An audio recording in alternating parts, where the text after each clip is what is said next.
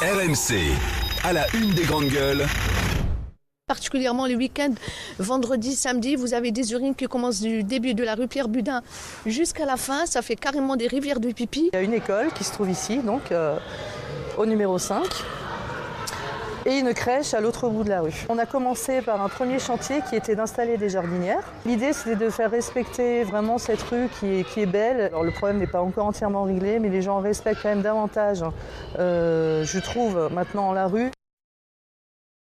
Voilà, donc on essaye de remédier à ces incivilités, les mégots, les urines, les crottes de chiens, les vélos que l'on met en libre service qui sont cassés, renversés, jetés. Oui, c'est effectivement l'histoire de cette société de bicyclettes en libre service, Gobibac, qui a relancé le débat sur l'incivilité des Français. Cette société, en fait, a décidé de quitter Paris, toute la France d'ailleurs, en raison justement des graves dégradations contre ces deux roues.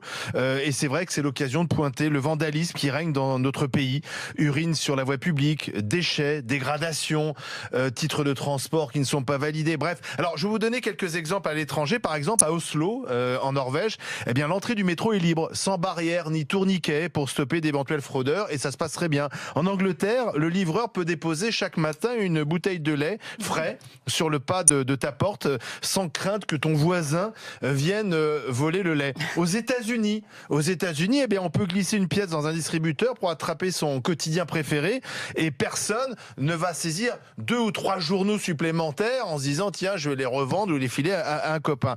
Ça, ce sont des services impossibles à importer en France. Les Français sont-ils les champions du monde de l'incivilité? 20% des retards des trains à la SNCF ou les perturbations, 20%, sont dus aux incivilités. À Paris, la hausse des amendes pour incivilité, notamment les mégots, 731% de hausse des amendes pour les mégots. Est-ce qu'on est les champions de l'incivilité? Et surtout aussi, comment est-ce qu'on arrive à faire changer cette mentalité? Est-ce que c'est typiquement français? Monsieur Liebig. Il faut faire très attention de tirer des conclusions anthropologiques définitives sur le français et l'incivilité. On sait bien que des tas d'exemples, quand on va en Chine, au quotidien, les Chinois sont extrêmement pénibles à supporter. Ils rotent, ils pètent de façon très naturelle. C'est très fatigant pour les gens pour les Français qui y sont, ils sont pas habitués. Mais effectivement, moi, on m'a raconté par exemple cette anecdote incroyable, c'est que au Japon, par exemple, dans les hôtels, honnêtement, les seules personnes qui volent les kimonos et les chaussures en bois qu'on donne dans les hôtels pour aller à la piscine, ce sont les Français. Et c'est connu que quand il y a des Français, il faut faire gaffe. L'autre chose qui est connue, par exemple, des Français, considéré comme un des 3 pays les plus propres du monde. L'autre particularité des Français, et ça c'est un peu malheureux, c'est quand même en Chine, alors là, pour le coup, les taxis qui sont très réticents à prendre des Français tard le soir et la nuit parce que on est bourré et qu'on vomit. Et donc ça c'est un truc qui est connu, le fait de l'alcool. Oui, mais en France, comment tu expliques ça, se laisser aller, et d'année en année d'ailleurs, si on constate le nombre l'augmentation des nombres d'amendes. Mais je ne sais pas, parce que tu dis c'est le laisser faire, mais en même temps tu donnes des exemples de cultures différentes dans lesquelles le laisser faire a permis justement une espèce d'auto-gestion. Et nous, on est hyper dans le contrôle, c'est-à-dire que par exemple aujourd'hui il faut mettre le ticket à l'entrée, il faut mettre le ticket à la sortie, et puis il y a ça déresponsabilise.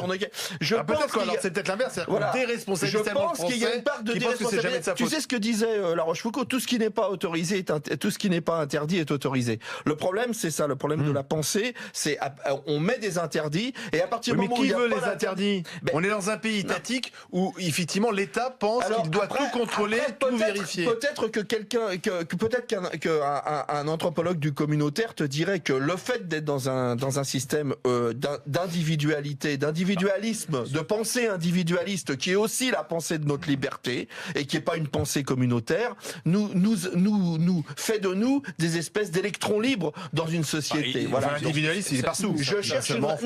Non, il y a des sociétés qui sont beaucoup plus communautaires que les nôtres. Non, je suis désolé. Tu vas pas nous faire la différence entre un Norvégien, un Américain, un Anglais et un Français. On est tous dans la même société de consommation, une société individualiste.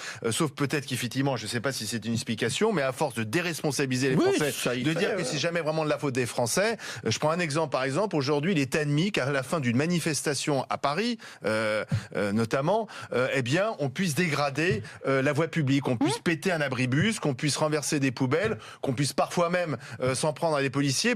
Finalement, ça fait partie maintenant du folklore d'une fin de manif. Eh bien, quand tu laisses s'installer ce genre de situation, peut-être que ça déresponsabilise tout le monde. Gilles-William Goldnadel. Oui, peut-être aussi que c'est un état des lieux que finalement finit par faire la police ou les autorités, que ça se passe comme ça et qu'on ne peut pas l'empêcher, que c'est un triste constat. Je suis assez d'accord avec ce qu'a dit Étienne. Ailleurs, l'herbe est peut-être un peu plus verte qu'on l'imagine. Mais je crois qu'il y a deux choses. Parce que le laisser-aller, les urines, etc., c'est une chose. Le vandalisme, c'est encore pire. Entre le fait de n'avoir aucune discipline, aucun contrôle, et le fait de vouloir s'acharner sur le bien public, c'est encore un cran au-dessus. Et donc, moi, les seules explications que j'arrive à donner, c'est le manque de lien social. C'est le manque de patriotisme. C'est que les gens s'aiment sans doute moins entre Français qu'ils ne s'aiment entre Américains et entre Scandinaves. Pardon, mais je n'ai pas d'autre explication. Un vélo, jeter par terre un vélo, qu'on a en libre service, des mégots, pisser sur le coin de rue, ça a quoi à voir avec le patriotisme? Quand je vois les pratiques... Étienne pointe l'individualisme.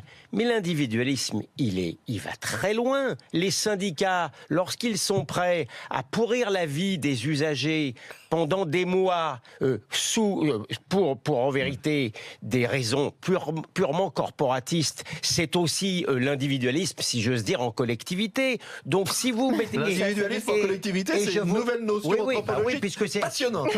Puisque je vais la soumettre puisque Monsieur Liebig, il s'agit d'un syndicat dans son ensemble, avec même... T'es pas obligé de trouver toujours un truc pour dire du mal des syndicats, même si on parle de la reproduction des cloportes, tu vas trouver un truc. Mais il se trouve que c'est une spécificité française que les syndicats peuvent prendre en toute licence et même avec une certaine compréhension les gens en otage. Pardon de le dire. Alors il paraît, selon Monsieur Corbière, il paraît que c'est la marque. Il paraît que c'est la marque du poujadisme que de justement moquer les syndicats. Le mec, il a une idée fixe. Que de moquer. Non mais ça t'embête peut-être ce que je dis, Étienne. Mais si tu veux bien, mais tu rigoles.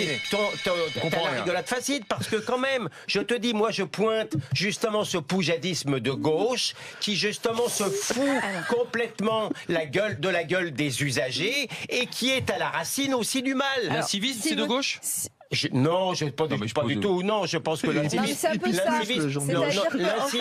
il est transfrontière. Mais si vous voulez me faire dire qu'il y a eu toute une culture de gauche qui en fait en sorte bien, mais ça vous empêchera pas. Mais au contraire, c'est l'inverse. Ça m'empêchera pas de vous donner mon paquet. Je vous dis qu'il existe depuis au moins 50 ans, si ce n'est 100 ans.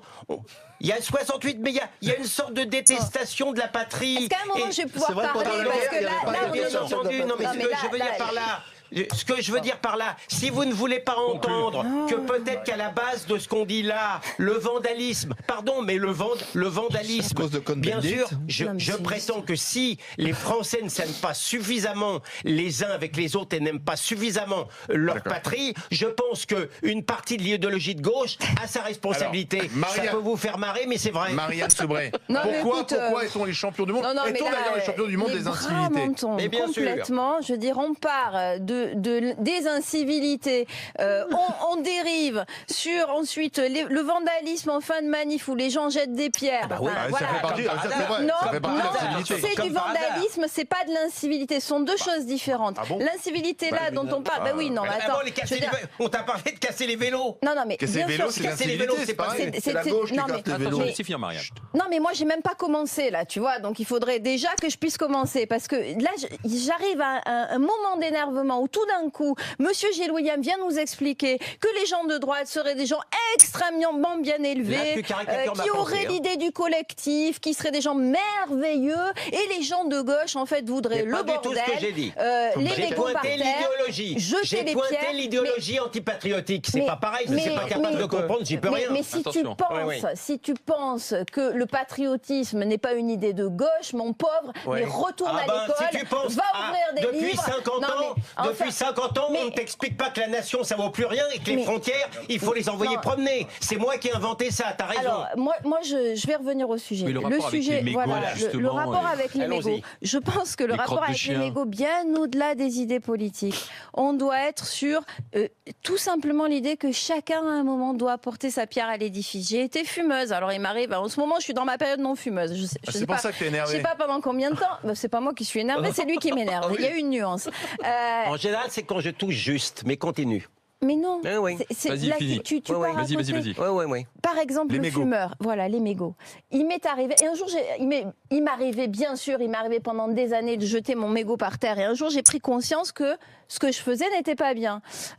Donc, j'ai commencé à vouloir jeter mes mégots, ce qui était quand même déjà une bonne prise de conscience, parce que je te le dis, chacun doit faire sa part. C'est formidable. Voilà. Écoute, je suis touché par ton geste d'avoir justement renoncé à jeter ton mégot. Mais oui, mais c'est ça. C'est vraiment très beau. Cette leçon de civisme que tu me donnes, elle est formidable. Le premier principe, c'est que l'incivilité, ça commence aussi chez nous. Tu vois, par exemple, la dame, et hier je t'ai entendu, Alain, on t'a tous entendu, d'ailleurs tu m'as bien fait rire, et la dame racontait, cette petite dame tout à l'heure dans la vidéo, que les gens faisaient pipi, voilà, ils urinaient dans la rue, et c'est ce que tu nous as dit aussi. Bon, écoute...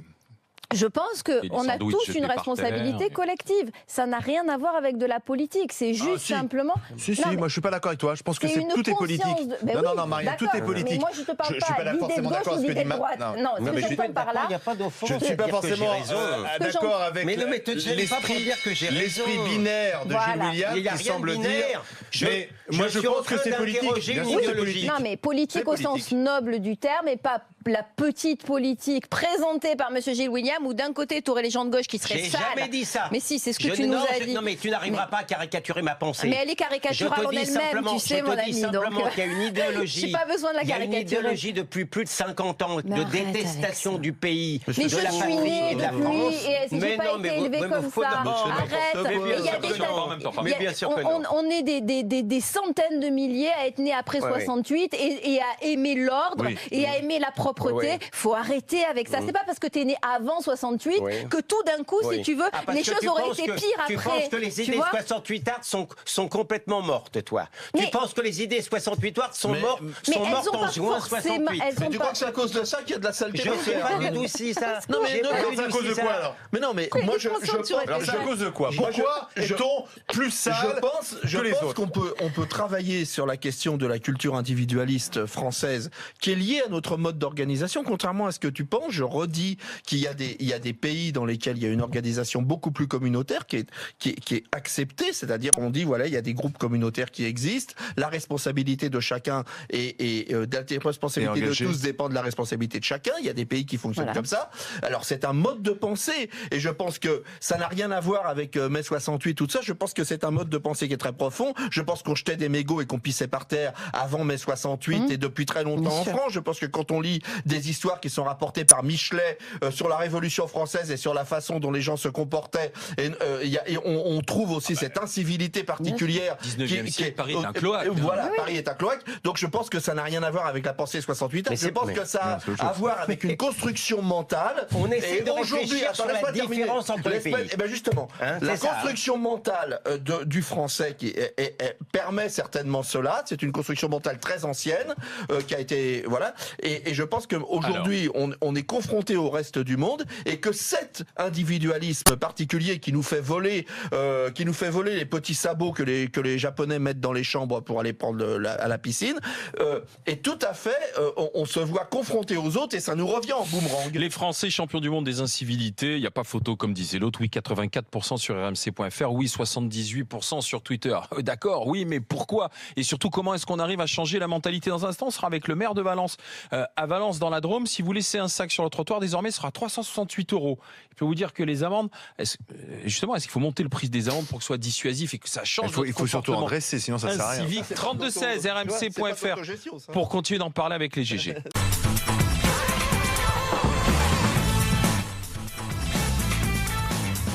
Les GG, les grandes gueules, en direct sur RMC, numéro 23, Étienne Liebig, Marianne Soubré et Gilles William Goldnadel, les Français champions du monde des incivilités. Pourquoi et comment changer les choses aujourd'hui quand on voit pour nombre de grandes villes l'état des rues et les questions que se posent des entreprises qui viennent aujourd'hui mettre en libre service des véhicules ou des vélos, des voitures ou des vélos. Nicolas d'Aragon est avec nous, c'est le maire de Valence. Bonjour monsieur le maire. Monsieur le maire, bonjour, merci d'être avec nous en direct sur RMC dans les GG. Vous avez décidé de ne plus plaisanter du tout avec les incivilités en infligeant des amendes records, monsieur le maire. En fait, on va faire non seulement payer l'amende qui est de 68 €, c'est l'amende classique, mais on va facturer les frais de déplacement et d'enlèvement des déchets qui sont laissés sur la voie publique. Ça veut dire que on applique tout simplement le principe pollueur-payeur. Pour information, à Valence, le service de propreté urbaine, ça coûte 3,2 millions à la collectivité. Et sur ces 3,2 millions, il y a 15%, près de 450 000 € qui sont consacrés à réparer les dégâts qui sont causés par les gens qui se comportent de façon incivile. Donc, on a décidé de leur faire payer les déchets qu'ils laissent sur la voie publique. Oui, c'est-à-dire 68 € c'est l'amende, mais la majoration, elle est colossale. Ça pourra monter jusqu'à 368 € pour le sac poubelle, c'est ça ? Exactement, ça veut dire que quand il fait 50 litres, c'est un camion qui vient avec 2 personnes dedans, qui le mettent dans le camion et qui vont à la déchetterie et qui prennent du temps pour ça. Donc celui qui pollue paye. On fait en même temps une grosse campagne de communication et de pédagogie avec des guides dans toutes les boîtes aux lettres, avec des grandes affiches, on informe la population en amont et on essaie de rappeler à la nécessaire, au nécessaire civisme. Et puis pour ceux qu'il faut convaincre un peu plus, eh bien on va passer aux choses un peu plus sévères, donc la verbalisation et puis les frais d'enlèvement. Là, ça me paraît tout à fait logique que celui qui pollue paye. Marianne Soubré. Oui, la logique, elle me semble effectivement très raisonnable. Mais monsieur le maire, ça représente en fait quel pourcentage en termes de budget ou autre?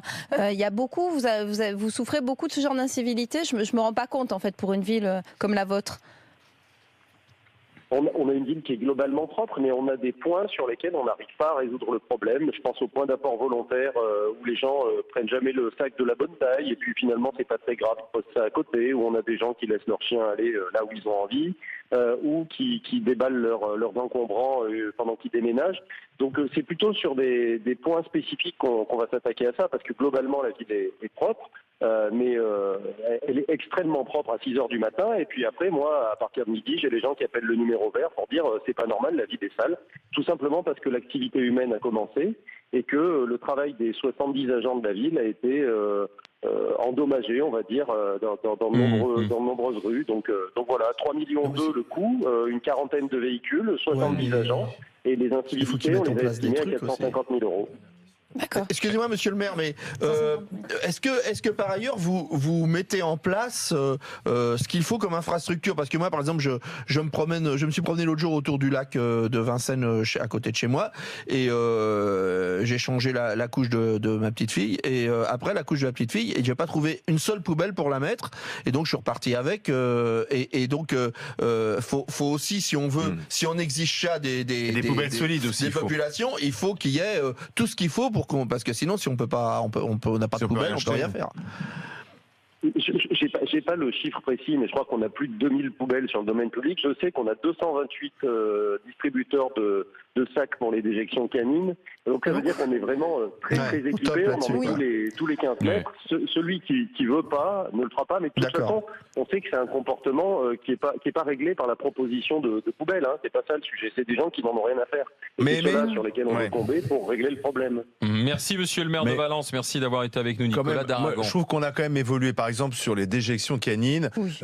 Enfin, moi, je vis à Paris depuis toujours. C'était pire il y a 10 ou 15 ans. Bien sûr. Donc maintenant, on a quand même culpabilisé un peu le propriétaire ou la propriétaire du chien. Et je vois quand même souvent, moi, dans Paris, le matin, notamment, des gens ramasser les cadeaux de leur toutou. Oui, et non. Et puis, deuxième chose, en revanche, sur le tabac, sur les cigarettes, effectivement, il y a un problème. On continue de voir des gens balancer leurs cigarettes de leur voiture, écrasées sur le trottoir, en pensant que de toute façon, ça va être nettoyé par d'autres. Alors, il y a deux choses.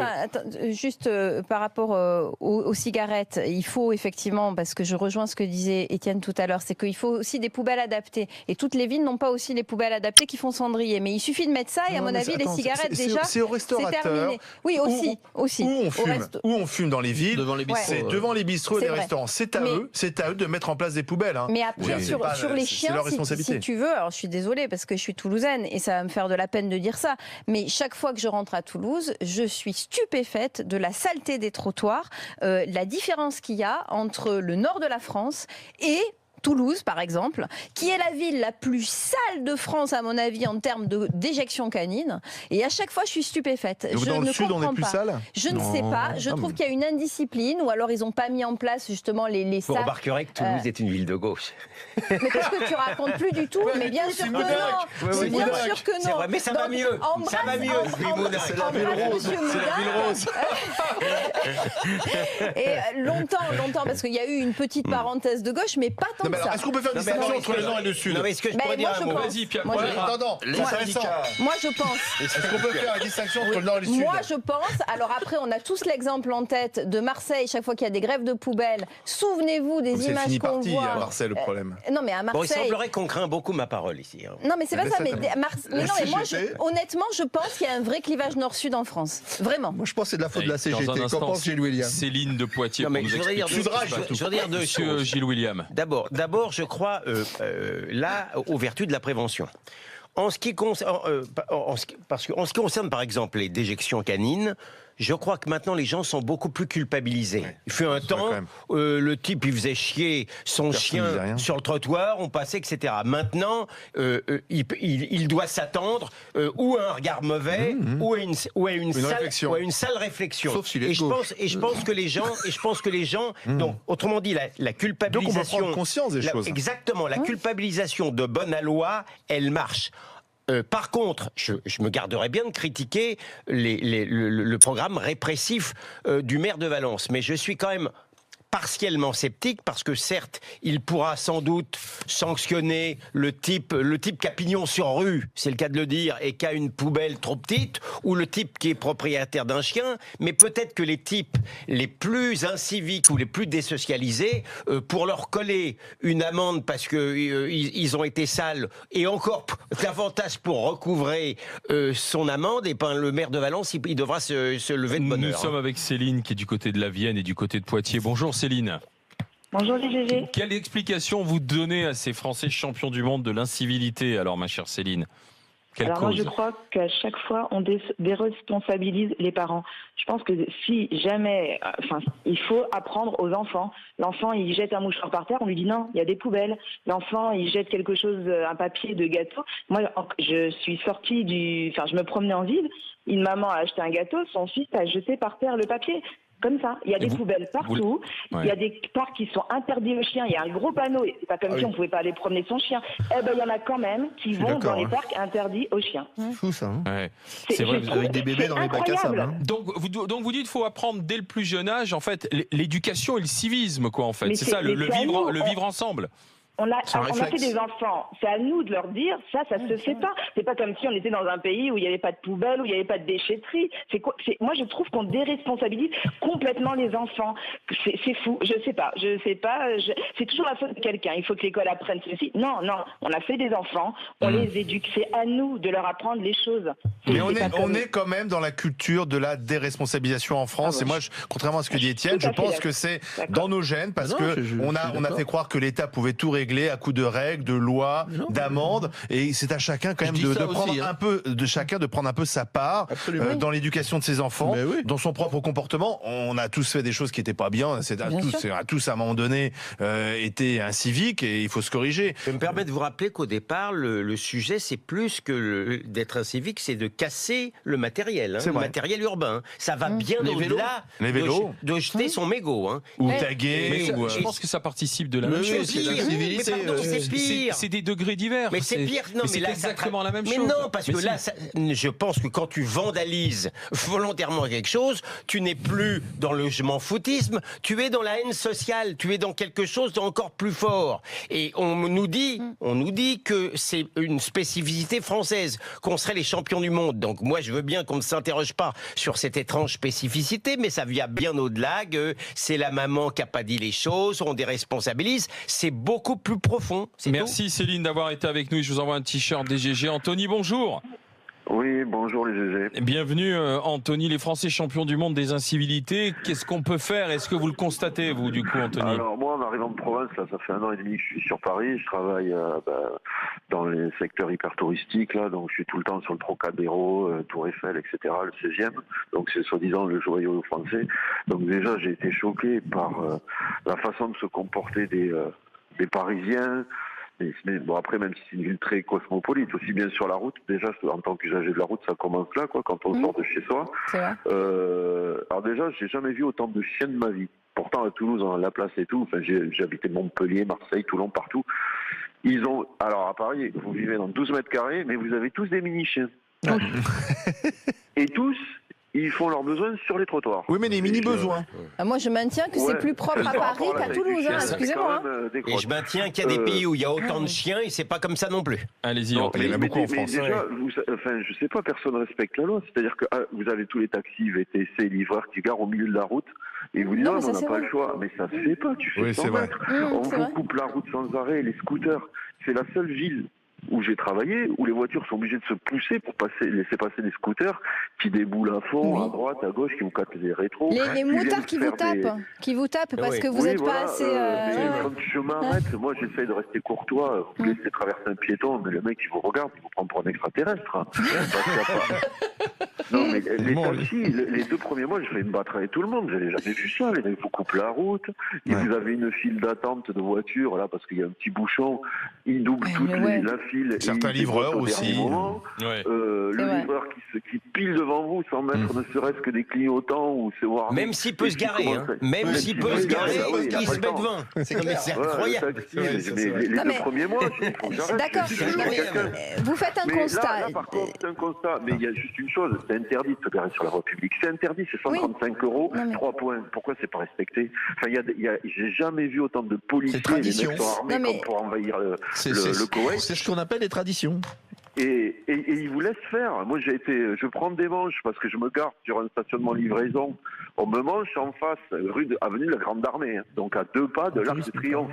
En pleine journée, vous avez un mec qui décharge des voitures sur la voie publique. J'interroge la police, je dis mais lui. Il me dit mais lui, déjà les camions, on ne peut pas les enlever, puis on ne peut pas faire autrement. Anthony, mais c'est quand même l'Arc de Triomphe, on livre pas des voitures en pleine journée. Non mais d'accord, mais Anthony, vous faites un constat, mais alors maintenant à qui on jette la pierre? Parce que c'est bien beau de faire un constat, mais on va faire quoi? On en fait quoi? C'est le problème du comportement individuel. C'est la culture. Mais je sais pas, pourquoi tu dis c'est la culture? Parce que à partir du moment où quelque chose est devenu, c'est inscrit dans notre mode de pensée. Mais il y a une espèce de fatalité qu'on ne peut pas corriger, parce que c'est alors à ce moment-là la culture méditerranéenne. Mais il y a des tas de choses qu'on corrige. Que ce soit un peu le beans. Oui, donc c'est normal. Pardon, tu dis c'est la fatalité. Il y a des tas de choses qu'on corrige. C'est une poubelle vivante, la ville de Naples. Donc c'est pour d'autres raisons. C'est italien, c'est la culture. C'est d'autres raisons. C'est un mafia là-bas. Non, mais il y a aussi des traditions. Pardon, mais je vais plaider pour la France. Quand je vais en Sicile, par exemple, les gens, le type qui est devant moi dans sa voiture, il est capable de sortir de sa voiture pour aller parler à son copain qui l'a vu. Je peux vous dire que c'est une tradition. Ça viendrait à l'idée de personne du type derrière de klaxonner. C'est une tradition. C'est une tradition. Absolument. Il parle comme ça, c'est pas de l'incivisme, parce que l'autre pourra faire comme ça la prochaine fois s'il voit son copain. Et je trouve pas ça antipathique comme de griller les feux rouges à Naples. Et honnêtement, je ne trouve pas ça antipathique non plus. Donc il faut Après, aussi. on peut corriger parce que les voilà. déjections canines, Voilà, ça a amélioré, c'est autre donc c'est possible. Alors, Champion du monde et en des plus, incivilités, c'est oui, dangereux sur le plan de la santé. Oui, 84% sur rmc.fr, oui, 78% sur Twitter. Dans un instant, on va s'interroger sur ce qui se passe sur le conflit entre TF1 et les opérateurs, les fournisseurs d'accès Internet, parce qu'aujourd'hui, du coup, ce sont 18 millions de foyers qui ne peuvent plus recevoir ni TF1 ni les chaînes du groupe TF1. Et Gigi veut savoir qu'est-ce qui se passe, qu'est-ce que c'est que cette guerre, parce que c'est une histoire de gros sous qui est à la clé. À tout de suite dans les grandes gueules.